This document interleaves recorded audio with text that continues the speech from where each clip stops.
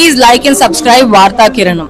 ఆ తర్వాత కష్టపడి పనిచేస్తుండే దేవనకి నెక్స్ట్ ఆ తర్వాత అవకాశం ఇవ్వాలనేది కూడా నేను చెప్పాను. అది జగన్మోహన్ రెడ్డి గారి దగ్గరికి కూడా చెప్పాను, మీకు కూడా చెప్తున్నాను. ఇప్పుడు నా కొడుకులు ఇద్దరు బయటే ఉన్నారు, పిలుస్తానని చెప్పి లోపల తీసుకెళ్ళి విజయసాయి రెడ్డి దగ్గరికి పెట్టాను.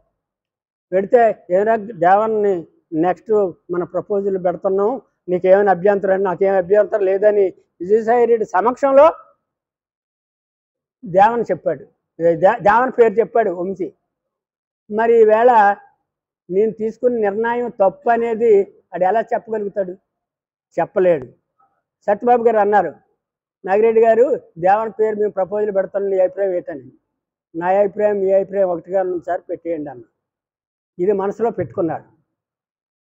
దేవన్ని ఎంకరేజ్ చేస్తాను, మా డాడీ నన్ను ఎంకరేజ్ చేయడం లేదు, నన్ను మారట కొడుకులా చూస్తాడు, ఆయన కొడుకులా చూస్తాడు అనేది మనసులో పెట్టుకొని కేవలంగా దేవన మీద సమన్వయకర్త ఇచ్చారనే ఉద్దేశంతోనే ఇవాళ పార్టీ వెళ్ళిపోయాడు అనేది నా ప్రగాఢమైన విశ్వాసం. ఇందులో సెకండ్ థాట్ లేదు. ఎవరిని నన్ను ఇతను మన బంగారం మంచిది కానప్పుడు ఎదటోళ్ళు అనవలసిన పని అయితే లేదు. ఇతను చేసిన తప్పు వల్ల ఈవేళ మరి జగన్ గారి దగ్గర మేము మకు ఎత్తుకొని తిరగలేమనే పరిస్థితి ఉన్నప్పటికీ నా బొందులో ప్రాణం ఉన్నంతకాలం నేను నా కొడుకులతో సహా వైఎస్ఆర్ పార్టీలో ఉందామనుకున్నాను.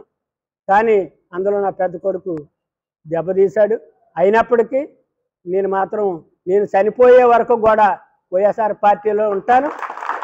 కడవరకు నేను నా ఒక్క ఓటు నేను చెప్తే నాకు వెల్విషర్స్ వైఎస్ఆర్ పార్టీ నాయకులు నా కుటుంబ సభ్యులు ఎవరు ఎంతమంది అంటే అంతమంది ఓట్లు వైఎస్ఆర్ పార్టీకే వేస్తాం. మాకు టికెట్ ఇచ్చినా ఇవ్వకపోయినా వైఎస్ఆర్ పార్టీలో ఉంటాం. ఇది మాత్రం వాస్తవం. టికెట్తో మాకేం సంబంధం లేదు. రాజకీయాల్లో టికెట్ గురించి 2014లోనే మరి సుబ్బారెడ్డి గారు అయితే ఆయన ఉత్తరాంధ్ర జిల్లాల ఇన్ఛార్జి, నాగిరెడ్డి గారు నీ గురించి కులబలం ధనబలం ఉన్నోళ్ళని వదులుకోవాల్సి వస్తుంది, ఏంటి నీ పరిస్థితి అన్నాడు. సార్ జగన్ గారు ముఖ్యమంత్రి అవ్వాలి, నాకు ఎమ్మెల్యే సీట్ ఇచ్చినా ఇవ్వకపోయినా నాకు ఆ ఎమ్మెల్యే సీట్తో నాకు సంబంధం లేదు, నేను వైఎస్ఆర్ పార్టీలో ఉంటాను, జగన్ గారు ముఖ్యమంత్రి అవ్వాలని నా ప్రగాఢమైనటువంటి విశ్వాసం, అందుకే ఈ పార్టీకి వచ్చానని కూడా చెప్పాను. అలాగనే మరి 2019లో కూడా పవన్ కళ్యాణ్ పోటీ చేస్తుండే నాగిరెడ్డి నీ పరిస్థితి ఏంటని విజయసాయి రెడ్డి గారు అడిగారు.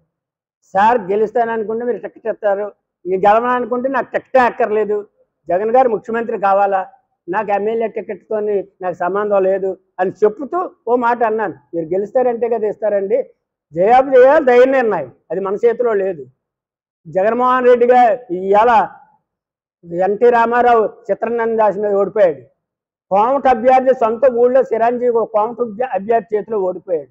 సార్ జయాబు చేయాలి, దైవ నిర్ణయం, మీరు చెప్పగలుగుతారా? జగన్మోహన్ రెడ్డి చెప్పండి, చెప్పలేకపోతే నాకు ఇంటర్వ్యూ ఇప్పించండి, నేను జగన్తో మాట్లాడతాను అని ఆయనకి కూడా చెప్పడం జరిగింది. మరి వాళ్ళు ఏం మాట్లాడుకున్నారు? టికెట్ అయితే నాకు ఇచ్చారు, నన్ను ఆయనే టికెట్ ఇచ్చాడు, ఆయనే ఆర్థిక సాయం చేశాడు, ఆయనే నన్ను గెలిపించుకున్నాడు.